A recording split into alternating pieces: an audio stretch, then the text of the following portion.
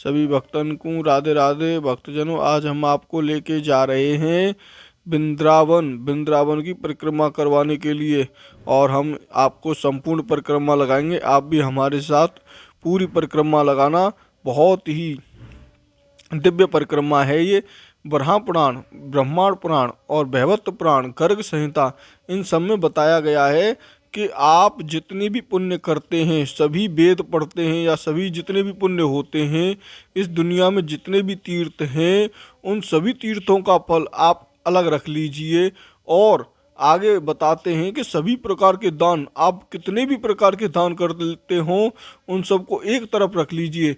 इस दुनिया में कोई व्यक्ति आपसे कुछ मांगे, उसकी पूरी मनोकामना पूरी कर दो। इस तरीके की जितनी भी उसकी पूर्ति हो वो सब आपने कर दी, उनका पुण्य सभी को एक तरफ रख लो। सभी वेदों का पूरा पुण्य एक तरफ रख लो, सभी तीर्थों का पुण्य एक तरफ रख लो। ये सभी जितने भी पुण्य हैं, उनको करने से जितना भी फल आपको मिलेगा, उससे डबल फल आपको वृंदावन की परिक्रमा करने से मिलेगा। इस परिक्रमा की इतनी बड़ी महिमा बताई है। परिक्रमा करने से सारे फल तो डबल हो जाते हैं, ऐसा बराह पुराण में लिखा है।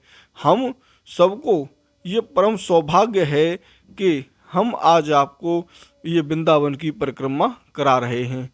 सभी प्रकार के फलों को प्राप्त करने के लिए श्री प्रभुपाद जी ने बताया है भक्ति रत्नाकर में कि एक बहुत ही सुंदर अर्थ लिखा है कि जितने भी पृथ्वी पर पुण्य हैं, उन सभी को आप जितने भी हमारे तीर्थ और भ्रमण करने के बाद जो दिव्य प्रेम हमें प्राप्त होता है, उसमें कृष्ण प्रेम प्राप्त नहीं होता। कृष्ण प्रेम प्राप्त करने के लिए केवल एकमात्र वृंदावन की परिक्रमा करने से कृष्ण प्रेम प्राप्त हो जाता है। तो एक बार की बात है, सभी ग्वाल बाल और नंद बाबा एक स्थान पर खड़े थे। यहीं वृंदावन में यमुना के किनारे खड़े थे। तो वो क्या देखते हैं कि 7 बगुला उड़कर आते हैं, और वो जो बगुला थे वो बिल्कुल काले थे। काले बगुला आते हैं और यहीं वृंदावन में उस ब्रजरज में वो डुबकी लगाते हैं, ब्रजरज को उड़ाते हैं अपने ऊपर। जैसे ही वो ब्रजरज को उड़ाते हैं और वो श्वेत हो जाते हैं, सफ़ेद हो जाते हैं, और जैसे ही वो सफ़ेद होते हैं तो वो तुरंत ही उड़ जाते हैं। फिर थोड़ी देर बाद नंद बाबा सोच रहे थे कि होगी कोई ये लीला भगवान की। फिर क्या होता है कि फिर 4 हंस आते हैं। 4 हंस जो होते हैं वो क्या होते हैं कि उन हंसों को भी बिल्कुल काला, बहुत ही ज़्यादा काले थे वो हंस। और वो हंस आते हैं और यहीं वृंदावन में ब्रजरज में वो भी डुबकी लगा लेते हैं। वो जैसे ही ब्रजरज से छुपते हैं, वैसे ही वो सफ़ेद हो जाते हैं। नंद बाबा को और आश्चर्य हुआ कि ये क्या हुआ, ये तो अभी काले थे और ये सफ़ेद कैसे हो गए, गोरे कैसे हो गए। फिर थोड़ी देर बाद नंद बाबा ने देखा कि एक घोड़े पर बैठकर एक आदमी दौड़ता हुआ आता है, और वो तुरंत उस ब्रजरज में कूद जाता है। जैसे ही ब्रजरज में कूदता है तो नंद बाबा आश्चर्यचकित रह जाते हैं कि ये व्यक्ति तो अभी बिल्कुल काला था और इसका घोड़ा भी काला था। अब नंद बाबा से रहा नहीं गया। उन्होंने पूछा, इस राज के बारे में पूछूं तो सही, आखिर क्या है ये, कौन है ये और किस तरीके से ये काम ऐसे हो रहा है। तब नंद बाबा ने पूछा, हे महानुभाव, आप कौन हैं और इस तरीके से अभी आप काले थे और यहाँ पर आके श्वेत कैसे हो गए। तब उन्होंने कहा कि क्योंकि वो तो अंतर्यामी थे, उनको तो पता था कि ये कृष्ण के पिता नंद बाबा हैं, इसलिए उन्होंने कहा, नंद बाबा जी, हम इलाहाबाद के, हम प्रयागराज हैं और हम यहाँ पर आते हैं अपने पापों को धोने के लिए। हम अभी आपने थोड़ी देर पहले जो 7 बगुला आए थे वो 7 पुरी थी, जिसमें से मथुरापुरी, अयोध्यापुरी, मायापुरी, कांचीपुरी, अविंतिकापुरी, द्वारकापुरी, जगन्नाथपुरी, ये सभी 7 पुरियाँ यहाँ पर पहले आईं और वो अपने आप को पवित्र करके चली गईं। उसके बाद आपने देखा कि यहाँ पर 4 काले हंस आए थे, और वो काले हंस कोई और नहीं, वो हमारे चारों धाम थे, गंगोत्री, यमुनोत्री, केदारनाथ, बद्रीनाथ। इस प्रकार से सप्तपुरी आई, और चारों हमारे जो चारों धाम थे वो चारों धाम आए। और अब मैं आया हूँ प्रयागराज स्वयं, यहाँ पर मैं भी पवित्र होने के लिए आया हूँ। और जब लोग हमारे यहाँ पर जाते हैं, हमारे यहाँ पर जाकर वो निरे पाप, अनेकों पाप हमारे पास यहाँ छोड़कर आ जाते हैं, हम उन सबको एकत्रित करते रहते हैं। और जब हम बिल्कुल काले हो जाते हैं, हमारी संभाई नहीं रहती है कि अब उन पापों को हम क्या करें, तो हम इन पापों को यहाँ पर ब्रजरज में आकर पवित्र कर जाते हैं। तो इस तरीके की ब्रजरज की महिमा है। अभी हम आपको एक बात और बताते हैं कि हमें ये वृंदावन की परिक्रमा करने से, हम वृंदावन की परिक्रमा क्यों करते हैं, हमें वृंदावन की परिक्रमा करने से क्या लाभ है, तो सभी तीर्थों में क्यों जाते हैं और वृंदावन में क्यों आते हैं परिक्रमा करने के लिए। तो प्रभुपाद जी कहते हैं, जहाँ से भगवान बहुत निकट पड़ते हैं, जहाँ से भगवान बहुत आसानी से मिल सकते हैं, भगवान हमारे इसी धाम में रहते हैं। वो जो धाम है, वृंदावन धाम है, ये धाम हमारे प्रभु जी का, भगवान विष्णु जी का ये शरीर है, पूरा ब्रज 84 कोस। और इसमें जो इनका हृदय है हमारा वृंदावन धाम। एक बार की बात है, सभी तीर्थों का जो राजा था, उसको इलाहाबाद का राजा प्रयागराज को बना दिया। और प्रयागराज ने क्या किया कि जितने भी, जब उसको राजा बना दिया तो सभी तीर्थ प्रयागराज के पास पहुँचते हाजिरी देने के लिए, लेकिन वृंदावन नहीं गए। अब नारद मुनि तो पता ही है कि कुछ न कुछ तो इस तरीके का काम करते ही रहते हैं, तो नारद मुनि जी ने प्रयागराज जी के कान भर दिए। जैसे ही नारद मुनि ने कान भरे तो प्रयागराज गुस्से में होकर आ गए वृंदावन, और कहा, महाराज आपने तो कहा था कि सभी तीर्थ मेरे यहाँ पहुँचेंगे प्रयागराज में, लेकिन आप क्यों नहीं आते हैं। तब हमारे प्रभु बोलते हैं, अरे मैंने तुम्हें अपना घर का राजा थोड़ी बनाया था, मैंने तुम्हें पूरे विश्व के जितने भी तीर्थ हैं उन सब का राजा बनाया था, मैं अपने दिल का राजा थोड़ी तुम्हें बनाया था।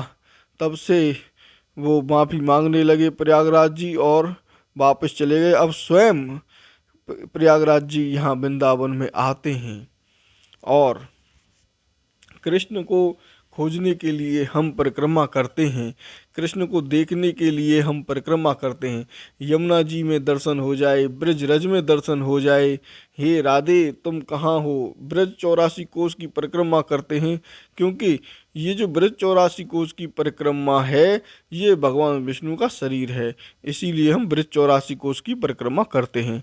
हम भगवान विष्णु के शरीर की जो परिक्रमा करते हैं, जैसे हम परिक्रमा करते हैं, एक एक कदम चलते जाते हैं, एक एक कदम जब हम चलते हैं और जिस धाम में हम होते हैं, जैसे अब हम आज वृंदावन धाम में, उसकी दूरी कम होती जाती है।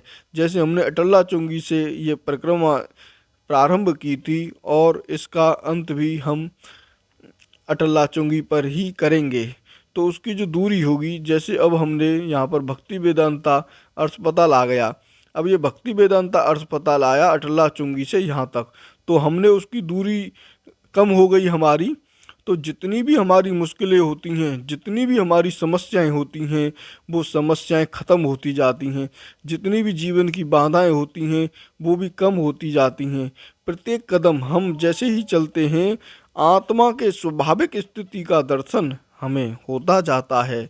ब्रजमंडल की परिक्रमा करने से हमारे स्वरूप के दर्शन कराता है और हम आत्मा के स्वरूप में स्थित हो जाते हैं। इस प्रकार की महिमा हमारे ब्रज की है। और यहाँ पर हमें परिक्रमा लगाने से कितने लाभ होते हैं। जब हम एक एक कदम चलते जाते हैं, एक एक कदम हम चलते हैं, उतने ही हमारे जितने भी हमारी स्थिति खराब होती है, जीवन में हमारी कितनी समस्याएं होती हैं, जितनी भी बाधाएं होती हैं, मुश्किलें होती हैं, वो हमारी कम होती जाती हैं। अब जितनी भी कितनी भी मुश्किलें हों, वो धीरे धीरे सब स्वयं ही खत्म हो जाती हैं। आज एकादशी का पावन दिन है और आज आप एकादशी के दिन वृंदावन की परिक्रमा लगा रहे हैं।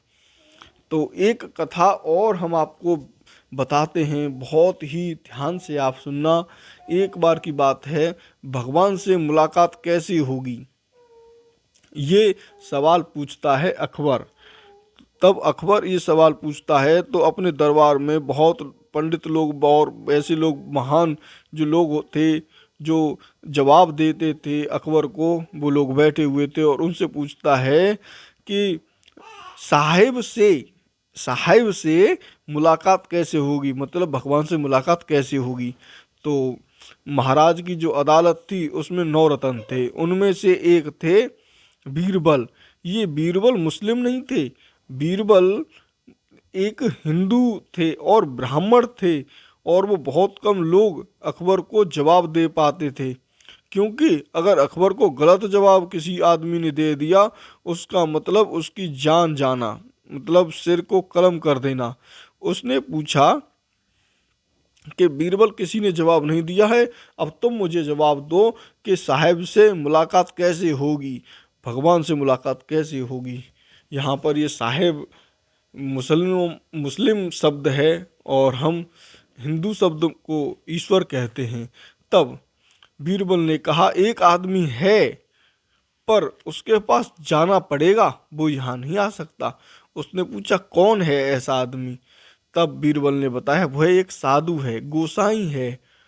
अकबर चल दिया, दिल्ली से वृंदावन के लिए चल दिया और ये वृंदावन के पास गोवर्धन में गया। सीधा अकबर पहुंचा, बीरबल भी साथ में थे और अकबर ने सीधा सवाल पूछा उन गोसाई से कि साहिब से मुलाकात कैसे होगी। गोसाई जी ने कहा कि जैसे अब हुई है, इस ऐसे, ये क्या शब्द हुआ कि ऐसे, जब हमारी मुलाकात ऐसे हुई है, ऐसे ही भगवान होते हैं, वो भी इसी प्रकार से मिल जाते हैं। तब साधु बोले, इसका मतलब ये है कि अगर मैं आपसे मुलाकात करना चाहता, मैं आपसे अकबर मुलाकात करना चाहता, तो मैं यहाँ गोवर्धन से दिल्ली के लिए जाता, तब आपसे मुलाकात होती। और मेरे जैसे गरीब आदमी को हो सकता है मैं दिल्ली पहुंच ही न पाता। आपसे मुलाकात करने में कितनी मेहनत लगेगी, कितने दिन लगते मुझे पहुंचने में, ये कोई ज़रूरी थोड़ी था कि मैं आपसे दिल्ली में पहुंच जाता। अगर मैं किसी भी तरीके से दिल्ली पहुंच भी जाता तो आपके सैनिक मुझे आपसे मुलाकात करने देते? नहीं करने देते। अगर मैं किसी भी तरीके से उन सैनिकों को पार करके तुम्हारे महल में भी पहुंच जाता, लेकिन तुम्हारे महल में हो सकता है कि तुमसे मुलाकात ही नहीं हो पाती। लेकिन आप मेरे पास दिल्ली को छोड़कर आए हैं, अपनी सत्ता को छोड़ के आए हैं, अपनी गद्दी को छोड़ के आए हैं, अपनी समय को छोड़कर आए हैं और न जाने आपने कितने कामों को बिगाड़ा होगा, तब आप यहाँ पर आए हैं, मुझसे मिलने के लिए आप यहाँ पर आए हैं। इसी प्रकार से जो भगवान होते हैं वो भी स्वयं मिल जाते हैं, लेकिन भगवान बस ऐसे ही, ईश्वर की मुलाकात ऐसे ही होती है जैसे हम दोनों की मुलाकात हुई। तब अकबर समझ गया कि हाँ बिल्कुल ये व्यक्ति, ये गोसाई जी सही कह रहे हैं। तो हमें ईश्वर कैसे मिलेंगे? हम जो ईश्वर होते हैं वो मिलते हैं कृपा से, क्योंकि उन पे कृपा जिन पे होती है उन्हीं को ईश्वर क्षण भर में मिल जाते हैं। ईश्वर को प्राप्त करने में ज़्यादा समय नहीं मिलता लगता है, ईश्वर तो क्षण भर में ही प्राप्त हो जाते हैं। ईश्वर कृपा करे और वो ईश्वर चलकर आए तब हम उसे देख सकते हैं। अनुभव कर सकते हैं, उन्हें प्राप्त कर सकते हैं। बस कृपा चाहिए। हमारे वेदों शास्त्रों में तो ये लिखा है, ये जो परमात्मा है, भगवान है, ये प्रवचन करने से नहीं मिलते, वो ईश्वर फिर कैसे मिलते हैं? कोई कितने भी प्रवचन कर ले, ईश्वर तभी मिलते हैं जब ईश्वर की कृपा होती है। श्रवण करने से भी भगवान नहीं मिलते। आप सोचते हैं मैंने बहुत पढ़ लिया, मैंने बहुत लिख लिया, बस हमने सुन लिया, तो भगवान को आना ही पड़ेगा। हमने अनेकों शास्त्र पढ़ लिए, हमने अनेकों शास्त्र सुन लिए, हमने अनेकों भागवत पढ़ ली, हमने अनेकों गीताएं पढ़ ली, लेकिन भगवान को आना पड़ेगा, ऐसा नहीं है। भगवान किसी के बंधे हुए नहीं हैं। और जो आपके सुनने से आपको मिल जाएं, लिखने से मिल जाएं, ज्ञान ग्रहण करने से भी नहीं मिलते। कितना भी ज्ञान प्राप्त कर लो फिर भी नहीं मिलते। हमारे शास्त्रों में लिखा है कि भगवान मात्र और मात्र कृपा से मिलते हैं।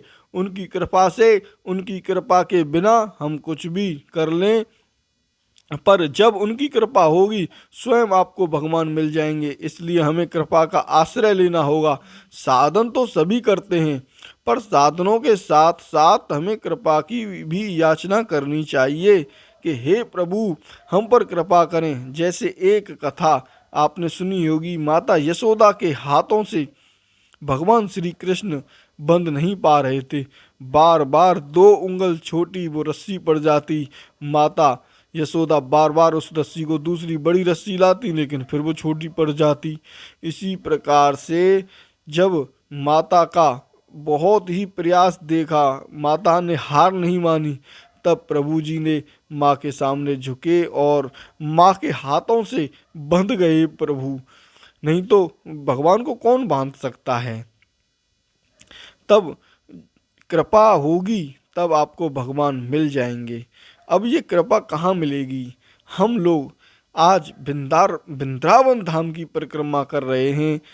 इस परिक्रमा को करने से भगवान की कृपा प्राप्त होती है। अब कैसे प्राप्त होती है? अब आप इस बात को बहुत ही ध्यानपूर्वक सुने। परिक्रमा का मतलब क्या होता है? परिक्रमा का मतलब संस्कृत में कहते हैं प्रदक्षिणा। इसका मतलब होता है परिक्रमा का प्रदक्षिणा। अब आपने देखा होगा, भिखारी को आप कुछ पैसे दे दो, उसकी सहायता आपने कर दी, तो ये जो दक्षिणा है ये तो हमारी समझ में आ गया, लेकिन ये प्र क्या है? पहले हम दक्षिणा पर ही बात कर लेते हैं। दक्षिणा किसको दी जाती है? आप ब्राह्मण को दक्षिणा दे सकते हैं, और जो आपके यहाँ कोई पात्र योग्य व्यक्ति आता है उसे दक्षिणा आप देते हैं, और आपको कोई वैष्णव आपके यहाँ आता है आप उसको दक्षिणा देते हैं, और कोई साधु आता है तो उसको दक्षिणा देते हैं। इस प्रकार से उसको दक्षिणा कहते हैं। लेकिन ये जो वृंदावन धाम है, ये ब्रज धाम है, ये वृंदावन जो है वो हमें देता है प्रदक्षिणा। अब ये प्रदक्षिणा क्या देता है? हम किसी को देते हैं तो वो होती है दक्षिणा, लेकिन जो धाम है, वृंदावन धाम है, वो हमें देता है प्रदक्षिणा। जो धाम हमें कृपा देता है उसे प्रदक्षिणा कहते हैं। हमें ऐसी परिक्रमा करनी चाहिए, क्योंकि प्रदक्षिणा का मतलब ही परिक्रमा है। भगवान नरसिंह देव हमारी यात्रा को संपूर्ण करे। हम भक्तों के लिए भक्ति में सबसे बड़ा विघ्न ये है कि हमें निंद्रा आ जाती है, आलस्य आ जाता है। ये नहीं आना चाहिए। कल की पावन अवतार श्री चैतन्य महाप्रभु नहीं होते तो आज हम इस वृंदावन की परिक्रमा नहीं कर रहे होते। ये नहीं होती, क्योंकि ये वृंदावन की राह हमें कौन बताता, ब्रज का मार्ग हमें कौन दिखाता? श्रीमती राधा रानी का प्रेम इस वृंदावन की परिक्रमा करने से, और कृष्ण की कृपा, हमें सब कुछ यहाँ पर मिल जाता है। श्री चैतन्य महाप्रभु करुणा, उन्होंने पापी लोगों को भी गले लगाकर पात्र देखे बिना संसार के लोगों का उद्धार किया। ऐसे कलिक अवतार मिलत राधा और कृष्ण के अवतार को सत सत नमन करते हैं। चैतन्य महाप्रभु जी ने अपने हाथों से कम और अपने पार्षदों से ज़्यादा काम करवाया। जैसे पार्षद जो थे उन्होंने खोजा इस ब्रज 84 कोस की परिक्रमा को, और चैतन्य महाप्रभु जी ने केवल निर्देश दिए कि यहाँ पर ये है, यहाँ पर ये है, और सनातन गोस्वामी जी को आदेश दिया कि आप यहाँ पर ये काम करें, यहाँ की पूरी महिमा को आप ग्रंथों में लिखें, आप इनकी किताब बनाएं और लोगों तक पहुँचाएं।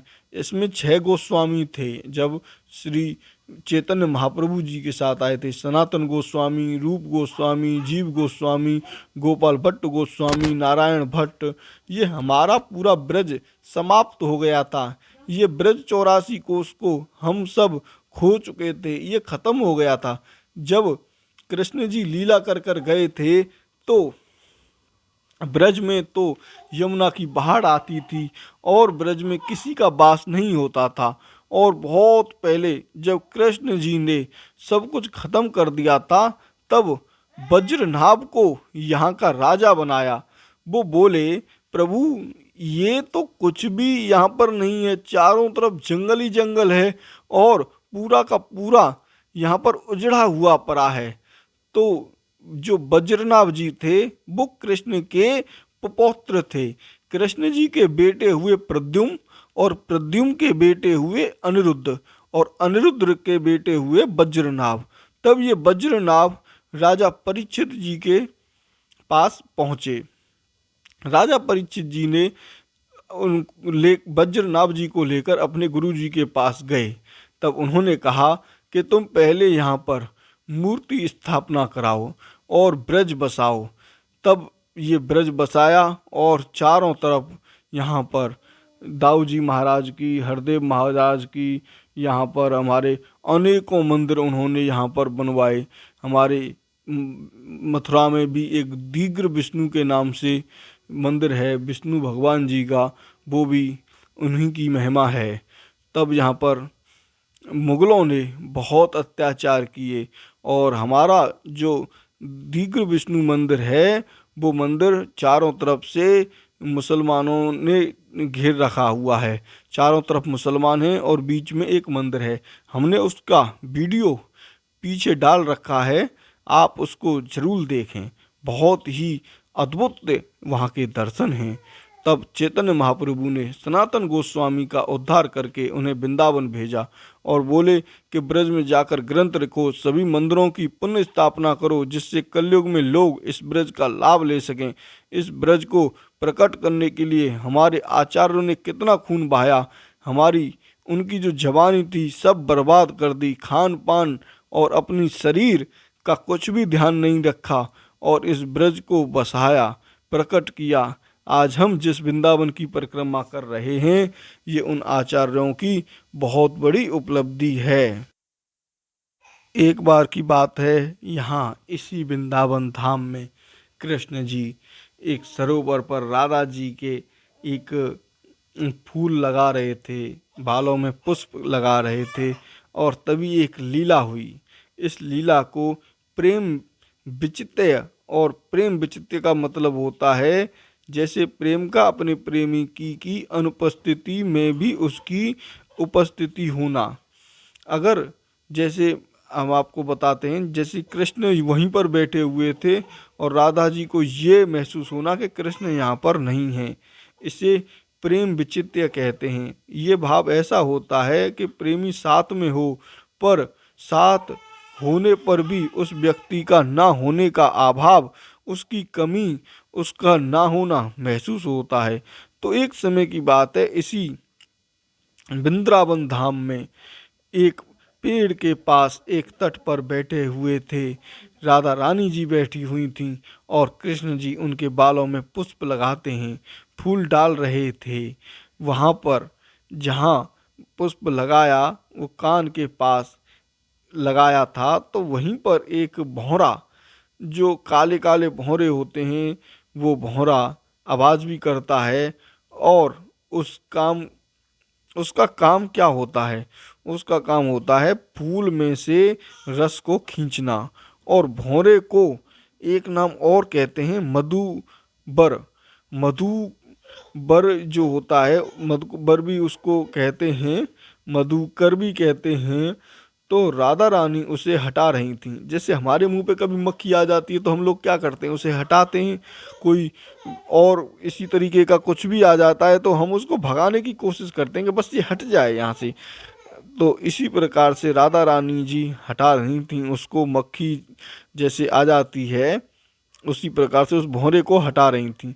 लेकिन बहुत लगातार कोशिश करते रहने से किसी भी प्रकार से वो भौरा राधा रानी जी से नहीं हटा और वो काफ़ी परेशान करने लगा। तो कृष्ण जी का एक वहाँ पर मोटा वाला सखा आया और उसका नाम था मधुमंगल। ये मधुमंगल बहुत मोटा सखा था कृष्ण जी का। इसी मधुमंगल की पीठ पर चढ़कर कृष्ण जी माखन को ऊपर मटकी फोड़ते थे और मटकियां फोड़ फोड़ कर उसमें से माखन भी चोरी करते थे और खाते थे। यहाँ की बड़ी दिव्य लीला है ये। और उसने क्या किया मधुकर ने कि उस जो राधा जी के कान के पास आके बार बार जो भौरा था वो भौराए को उसे पकड़ लिया, अपने हाथ में पकड़ लिया और दूर जाकर फेंक आते हैं। और फिर मधुमंगल उस समय जोर से कहते हैं कि मधु चला गया। देखो, मधु जैसे अभी हमने बताया था कि उसका नाम मधुकर भी होता है। अब जैसे ही उसने मधुमंगल ने कहा कि मधु चला गया, जो और जोर से बोलकर और कहा, और कैसे कहा, उसने बोला राधे मधु चला गया। अब आप इसे ध्यान से समझना, इस समय पे जो हम बात आपको बताने जा रहे हैं इसका मेन तत्व यहीं पर आता है। तो मधुमंगल ने क्या बोला कि राधे मधु चला गया, अब वो कभी वापस नहीं आएगा, चिंता मत करो, मधु चला गया। अब अगर आपको पता हो तो मधु कृष्ण जी का भी एक नाम था। अब राधा जी उसको मधु नाम से भी बुलाती थीं, कृष्ण जी को मधु नाम से भी बुलाती थीं। जैसे हम सब के एक अलग अलग नाम होते हैं, किसी का कुछ होता है, किसी का कुछ होता है, और वो घर वाले में उसको केवल घर में ही हम बोलते हैं, लेकिन बाहर कुछ नाम अलग होता है, घर में कुछ अलग होता है। तब उस मधु मंगल ने कहा कि मधु चला गया। तो जैसे आप लोगों ने अगर महाभारत में सुना होगा मधुसूदन, यहाँ पर जो अर्जुन थे वो कृष्ण जी को मधुसूदन कहकर ही संबोधित करते थे, लेकिन यहाँ राधा रानी जी कृष्ण को मधु बोलती हैं। इतना सुनते ही मधुमंगल ने बोला मधु चला गया, क्योंकि मधुकर भौरा को बोला था कि भौरा चला गया, मधु चला गया, अब वो किसी भी तरह से कभी वापस नहीं आएगा। इतना सुनते ही राधा रानी जी के मन में हो गया कि कृष्ण चला गया, अब कृष्ण चला गया और कृष्ण कभी वापस नहीं आएगा। ये मधुमंगल कह रहे हैं कि कृष्ण कभी नहीं आएंगे। राधा रानी के मन में विचलता होने लगी। रूप गोस्वामी जी ने बृहद माधव में ऐसा लिखा है कि राधा रानी को भय होने लगा, अत्यंत भय होने लगा, उनको बहुत शोक होने लगा, वो अत्यंत ज़्यादा रोने लगी। और अपने मन ही मन में राधा रानी जब रोने लगी, ओहो मधु चला गया, कृष्ण चला गया, अब कृष्ण मेरे बालों में बसंती फूलों से मेरे बालों को कैसे सजाएंगे।